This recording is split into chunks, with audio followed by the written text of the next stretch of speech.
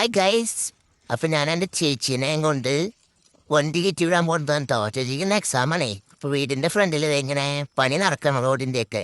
അതുകൊണ്ട് ഞങ്ങൾ നേരെ അങ്ങോട്ട് പോകണം. കുറച്ച് പാലത്തിൻ്റെ അപ്പുറത്തേക്ക് പോകണം ചേച്ചിനെ കയറ്റി വിടാൻ. അവിടെ നോക്കിയപ്പോൾ ഏതെങ്കിലും രാജ്യത്തൻ വണ്ടിയൊക്കെ തള്ളി കളിക്കാറേ തള്ള എന്നെ കൂട്ടാണ്ട് എനിക്കൊരു കുഞ്ഞു വണ്ടി മേടിച്ച് തരാൻ വന്നിപ്പോൾ പറ്റിയില്ല അല്ലേ. ഞാനിപ്പോൾ വരാം, ശരിയാക്കി തരാം വണ്ടിയൊക്കെ. ഹായ്, അടിപൊളി സ്ഥലം തുമ്പി. നമ്മൾ പെരക്കപ്പെട്ടിക്കാ സ്ഥലമാണോടാവ്. അങ്ങനെ രുദ്രാമി വണ്ടിയിൽ കയറി പോയിട്ടാ ചേച്ചി. ഞാൻ കാര്യം കാണിച്ചത് എൻ്റെ കാല് നോക്കി നിങ്ങളെല്ലാവരും കണ്ട ഇതുപോലെയായി.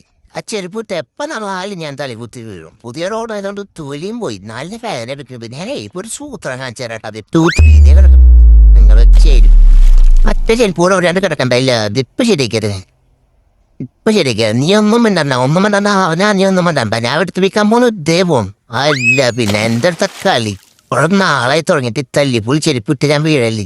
മാറ്റാൻ പറഞ്ഞാൽ മാറ്റില്ല. പിന്നെ എന്നെ അടിച്ചിടൂ അല്ലേ. ആഹാ എന്ത് രസം. ഇപ്പഴെനിക്ക് സമാധാനായി. ഏതേ പോണ വെക്കടാ.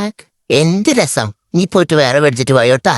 യെസ് യെസ് യെസ് യെസ് സന്തോഷമായി ഗോപിയേട്ടാ, എനിക്ക് സന്തോഷമായി. അങ്ങനെ തന്നെ പൊട്ടെ, അങ്ങനെ തന്നെ. അങ്ങനെ ഒഴുകി പോണൊക്കെ എന്ത് രസം. ബോട്ടുണ്ടാക്കി വിട്ട പോയണ്ടല്ലോ. ആഹാ അടിപൊളി ഗൈസ്, എനിക്കിഷ്ടപ്പെട്ടു. ഇനി നമുക്ക് വീട്ടിൽ പോ. വാട പമ്പി വീട്ടിൽ പോയാലോ. എനിക്ക് വീട്ടെ ഭക്ഷണം കഴിക്കാൻ സമയമായി.